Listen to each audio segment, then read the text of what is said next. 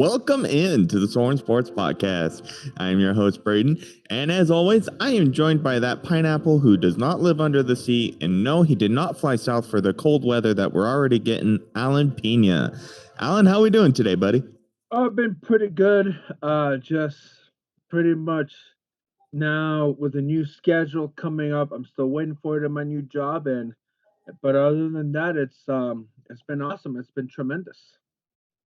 Well, great. Well, I think the news of the week is that, guys, Alan is officially the first of us to be an official sports reporter. Yeah, yeah, that is correct. Alan I'll actually has be official credentials now. yeah. So So for those that don't know, I've been. This is like why we launched this podcast. Gave us an opening, and voila, now I'm a sports reporter for the Post Register. I'll soon have a Twitter account, so stay tuned for that. As soon as I create it, I will have a Twitter account where you guys can follow the stories that I cover. Most of them are going to be located in the on the eastern part of Idaho, which will be high school level, and probably some minor league baseball. Well, now it's independent baseball with the Idaho Falls Truckers. There will be a possibility I might cover that. So just stay tuned for that, and I can't wait. I've been waiting for this moment probably since I was a little kid, dreaming about working in sports and make and having these share these stories about our athletes, and it's been awesome. Like I literally cried a little bit, and funny thing is that even my mom cried a little bit because my dad told me, but literally it's like, really, dad, are you joking? Because that's who he is. He likes to joke around. But no, she did cry. um Happy moment. So I can't wait. Even my wife is happy about it. So we're ready. It gives us now time to focus on, like, if I'm covering on the weekends, I'd rather do it covering the teams and the players rather than doing probably answering calls, which I love it and all, but it was just, what? It was just time to, what? As Kurt Warner said, like, sometimes you got to do what you got to do what you were born to do. So I'm excited about it. Well, great, man. We're happy for you, and I'm sure everybody listening can't wait to see what you'll bring to the table there and at the Bonneville County Post Register. So we're really excited for you. Yeah, definitely. And just to clear up, most of the stories I'll be covering will be in the Rexburg, Idaho area. But there will be times where I'll be sent down to Idaho Falls, which is the county seat of Bonneville, and cover games as well, depending on the needs. But most of them will be up in Madison and Fremont counties. So they won't send you out as far as to Teton County then. Probably, yeah. All right. Well, But let's get into it today, all guys. right, Alan, congrats on do the it. job. We're happy for you. Let's give them a round of applause one more time. Thank you, thank you, thank you. And guys, uh, this was first reported on the 32 Thoughts podcast by Elliot Friedman, and I can't remember the name of the guy who co-hosts it with him. But essentially, this was first reported by the Sports Network, which is basically the ESPN of Canada for those who aren't really aware of that or who know them all that well. And Elliot Friedman, for a lot of people who don't follow hockey, is basically, you could say he's a Ken Rosenthal, Jeff Passan. He's Adrian Wojnarowski. he's like the big guy when it comes to hockey stories, hockey news, anything that he says usually is legit, and he has that credibility. He's that big name, that hockey report when it comes to hockey stories, that if he says it, it's most likely, if not guaranteed, it's happening. And what this report was, for our Australia listeners who are hockey fans, I know we have a few. If you might want to get excited for this. Buckle up. I don't have a drum roll, otherwise I'd hit the drum roll button. But guys, upcoming in 2023 and 2024, the NHL will be looking into playing a few hockey games in the continent and country of Australia. Now, for a lot of who don't know, right, the NHL already has what they call the international series, where teams you from all over the country and Canada, basically all over the league, they'll go to different countries and play in front of the home those fans, and especially for those players who are from those countries, it gives a chance to share their culture with their teammates, as well as just play in front of their family. Which, if you're playing, a continent away with a big ocean in the way, it can be very hard to do, and especially with the time differences there. And right now, I believe the first game of that series is today, but the international series right now is in Finland, and my Colorado Avalanche are playing the Columbus Blue Jackets.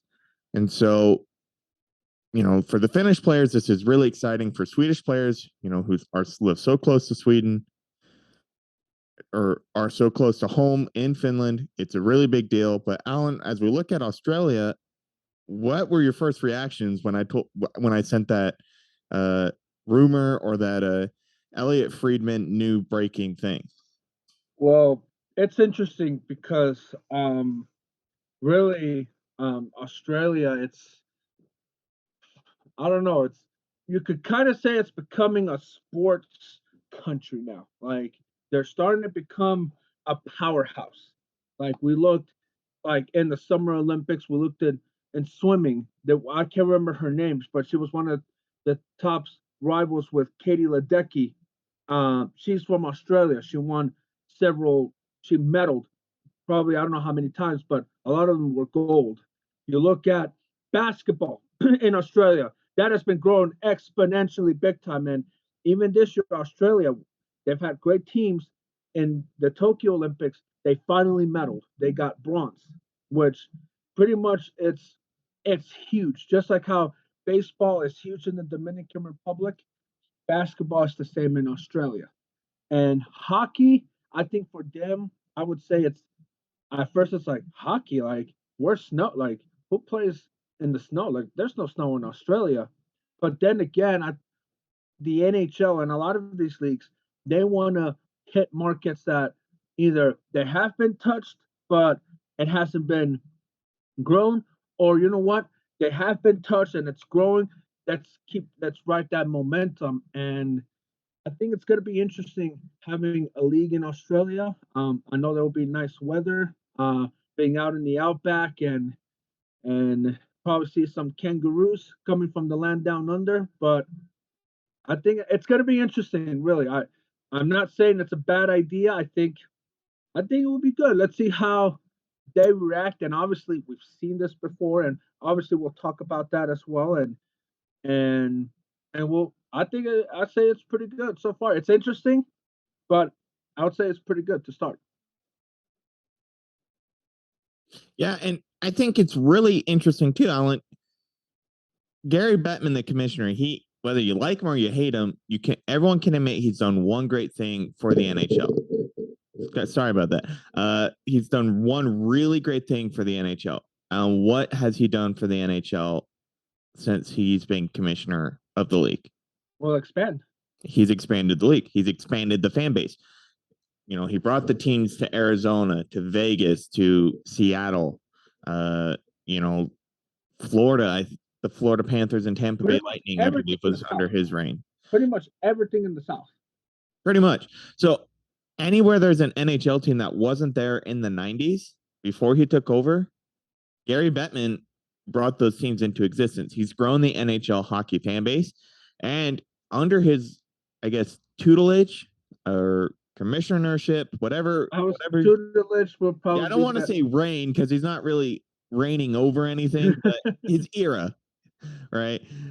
He's also started these international series, and they have been a great success. Every year, fan bases look forward to them, especially those fan bases in those countries. We look at it right now. Uh, the Avs and the Blue Jackets, they're in Finland. I believe they play their game tonight. Let me double check that. hmm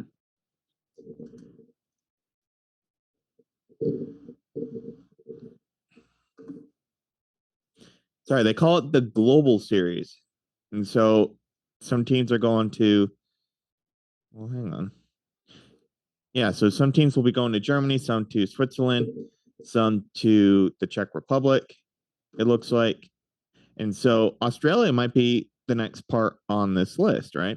And so right now in Finland, the game's not today unless today's the 4th. I'm not sure what today's date is. I believe it's the Today is the third. 3rd. So, Today's the third. yeah, so today's the 3rd. So that means tomorrow and Saturday, when this is being recorded and released on that Friday, the games will be played at Nokia Arena in Tampere, Finland. And that's a big deal, for especially for those Finnish players, Mika Rantanen, Arturi Lehkonen, just to name a couple on the ads. I don't know the Finns on the roster for Columbus very well. I haven't had a deep dive into that, but it's a big deal, especially for the Finnish players, their families, their friends, the fan base in Finland is for any of these teams could be rather large. And these guys returning home, it's like the hometown heroes coming home. And so looking at some of the other teams that will be playing or will play, it looks like the Global Series Challenge in Switzerland was a German team playing against the Nashville Predators during the preseason with back in early October. The Czech Republic series, as we look at it, it'll be the Sharks and the Predators. Or that already happened. That started the season back early in the Czech Republic. That was last month.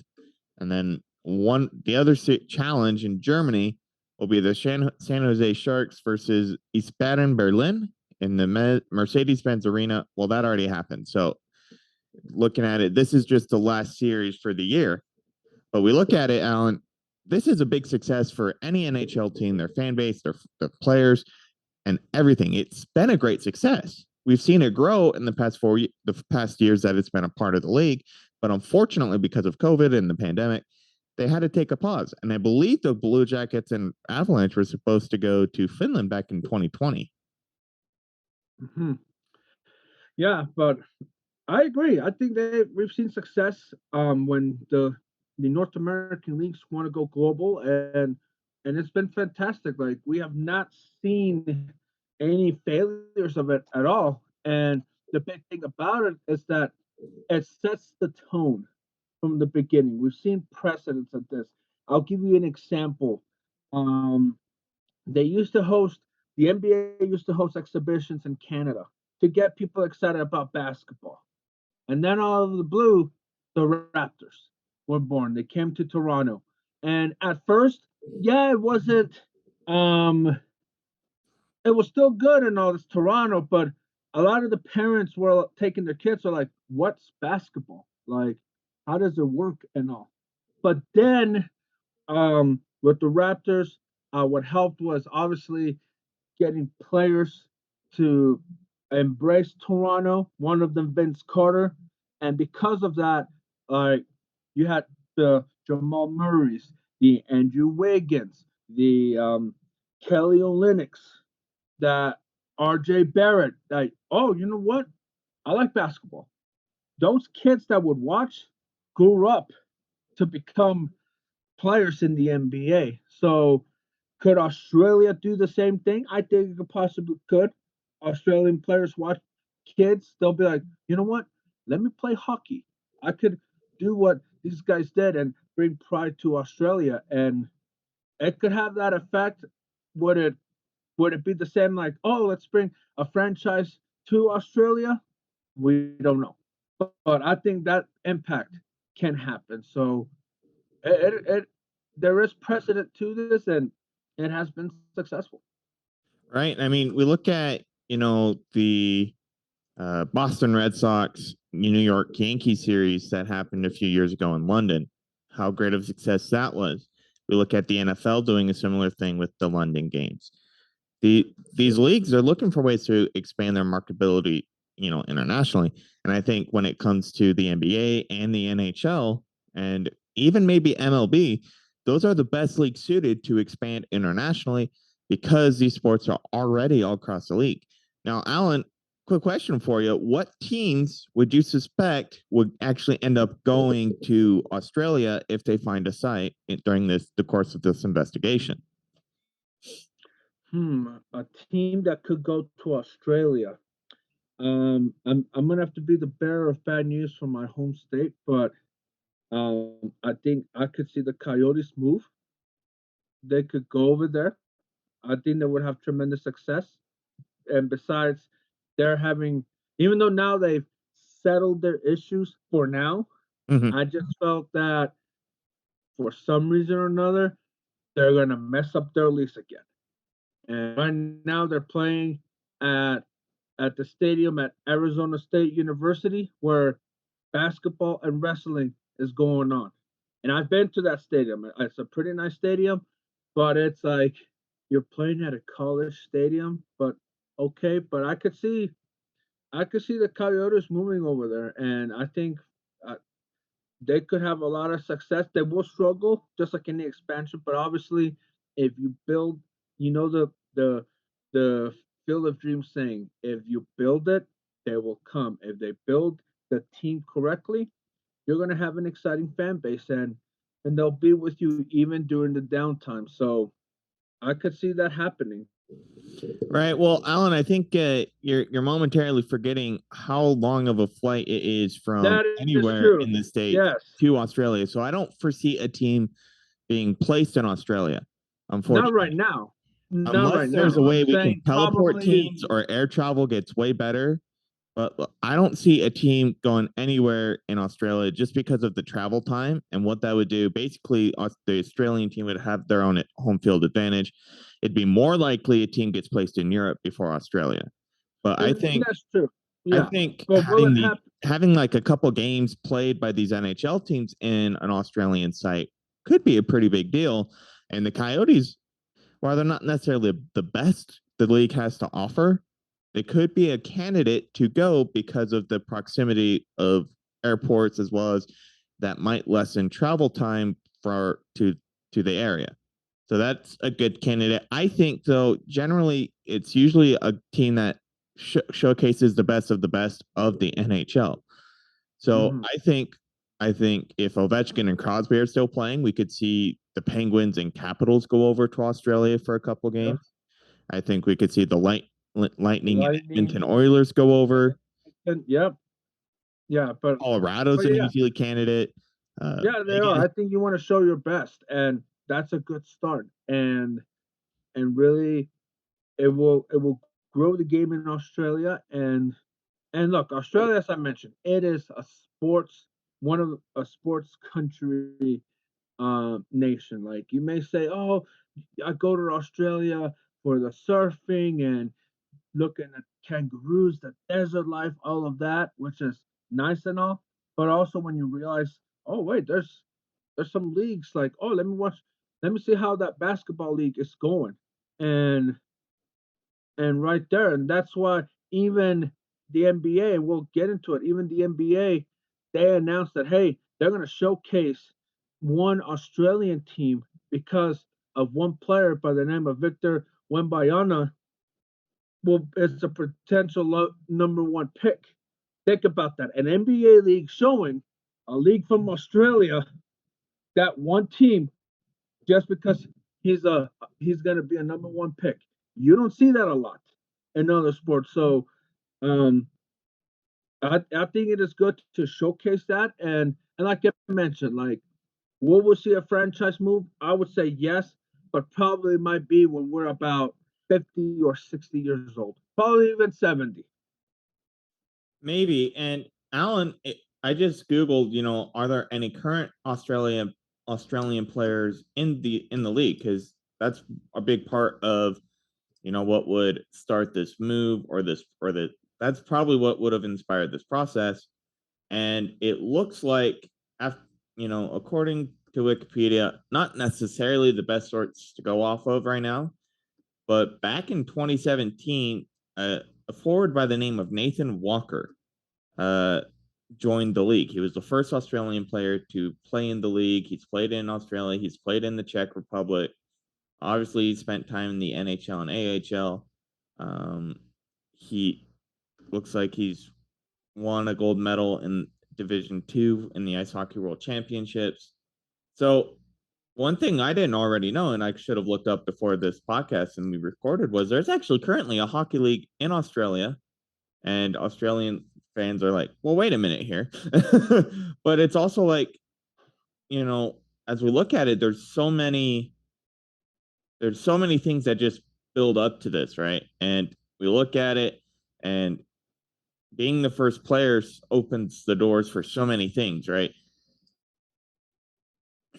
I Yeah. think having Walker be in the league is really good, and or having been in the league is really good. And now we look at it, more Australians are coming into the fold, and so it's a big deal. Yeah, it truly is. And I think there will be a point where Australia will be represented in hockey. And there's no question about it. Like we live in a world where you are the first to do something, others will follow. And why not? Why not? It can happen. Like we're countries where you don't think they play hockey, they're playing it. Like it just amazes me. Like, but still, at the end of the day, you open it, they will come. And I think we will see Australians thrive in the NHL sometime in the future. I definitely agree, and I think we look at it, what this could mean for future is other countries might get looked at. Unfortunately, I think it's going to be a while before we see an international series back in Russia, but we might see other countries. We might see London get some NHL love.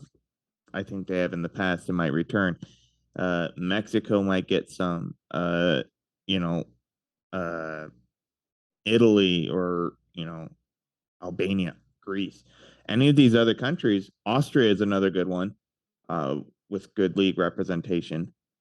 A lot of these players, they're going to get a chance to play in front of their home crowd at the NHL level, and that's a big deal. And especially with Australian players now being part of the league, how incredible is that they might have a chance to go home, play in front of with their NHL teammates in front of their hometown friends and family. Yeah, absolutely. It just it just showcased not just them, but also like, hey, this is how good my teammates are.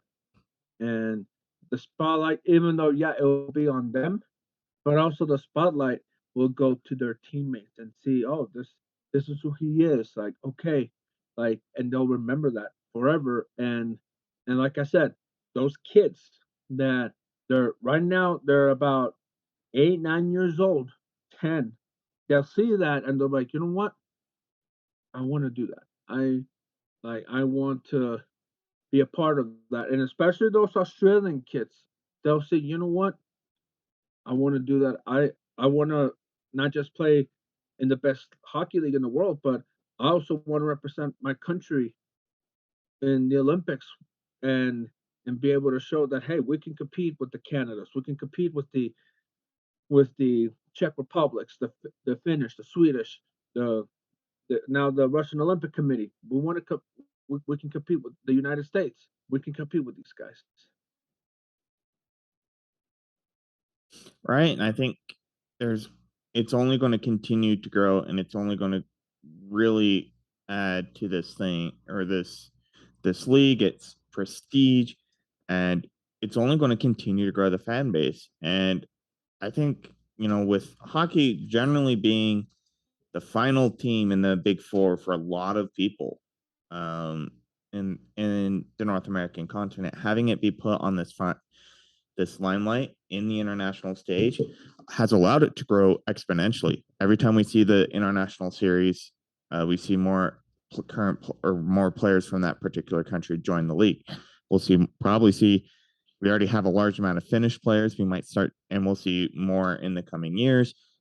We've seen, and we might start seeing more Australian players if this actually comes to fruition. Yeah, and I think it will. I think it will, and really it will allow like even like for instance, Gary Bettman prior to being the commissioner, he was in the NBA. So pretty much he'll model a little bit to the NBA where like now in the NBA there are several they'll have academies. Like one academy, there's one academy in Latin America in Mexico City, one in Europe, which I think it's in Paris. I'm not sure where they'll go to these academies and they'll get discovered by mostly either colleges or or other leagues in Europe, and that will transition them over to the NBA. So I could see the NHL doing something like this if with these international games where you know what, all right, these guys they're very good and all, but they want to go pro. Let's develop an academy and help them develop the pros game and all get used to it, and then from there transition to the NHL. Yeah, I couldn't agree more with that. I think that's a big possibility. And just real quick, here's a list of some of the major towns and cities within the country of Australia here. Um, I say we try and take a stab at where we could see a couple of these games being played. Um, I think it's hard to predict. Obviously, I think Sydney's a really big Oh candidate. yeah, The Summer Olympics were there. It's the biggest city, and it has probably the best infrastructure from that I know that we can see because of the Olympics that were played there. It has the best chance, in my opinion, to be there. yeah. Anywhere on the Gold Coast, Melbourne, maybe Brisbane. There's so many great opportunities for this country to have many different cities represented. Yeah, I agree. Those are the ones that I thought. Sydney, obviously, you mentioned the 2000 Olympics. Like, they're it's a greater infrastructure. Brisbane and Melbourne, those two will join in. Their infrastructure is growing a lot, and I think those three cities, along with Adelaide, Australia, could join in the mix as well. And I think those four will be part of it, of where the games will be played, and yeah, really, it's it's one of those continents that all that if you really look at it, like Australia, it's like so diverse. Like it's not like there's one thing that stands out. It's like the west side is all the desert, the east side is all the coast. Like so, pretty much it's a mix of everything, and it's perfect for any sports league to come because you get a mix of everything. And if you like that, then that is the continent to go to. I know I'm sounding like a tour guide or a travel agent. We're not that, but it just goes to show what leagues look for if they want to go international. Right, because obviously you want to have a place that can be support the play could be supported. Obviously, Scandinavia already has hockey as a big part of it. Germany has hockey leagues. Czech Republic does too. Switzerland has some. So having some of those hockey rinks already available is already a big plus for them to host these series and challenges. Australia having their own league also helps. We might see the games get played in one of the stadiums there. So there's already big benefits. And, as we start winding down, I think, just final thoughts from me on this. If the NHL is actually pursuing this, and high chances are they are, if Elliot Friedman, let it out on the 32 Thoughts podcast and in his news segment on, Sportsnet, it's a great possibility this is happening currently. And, you know, I think it's a great thing. The league will continue to find success if they continue to follow this model. And I think the league will just continue to grow because of that. Alan, you got some final thoughts? Well, my final thoughts is this is an opportunity for the NHL. Like this is, we've seen leagues do this. Them joining in Australia will be huge, and as I mentioned before, there will be positive impact when they go over there, and like I said, it will open doors, and and then from there, who knows? But there's endless possibilities in Australia. I couldn't have said it better myself, Alan. Alan, it's time we end this podcast. Unfortunately, guys, this is more just reacting to this possibility, what the international series has brought to the NHL, what it will continue to bring, stuff like that. If you like this kind of stuff, let us know. Alan, how can they reach out to us, and how can they tell us what they'd like to hear on our podcast? Well, they can reach out to us through our Facebook page, our Instagram, Twitter, Pineapple22 Media. They can also email us at pineapple22media at gmail. They can also listen to us as well on wherever your podcast you listen to our podcast, whether it be on Spotify or Apple Podcasts, which or Google Podcasts as well. Don't forget about them.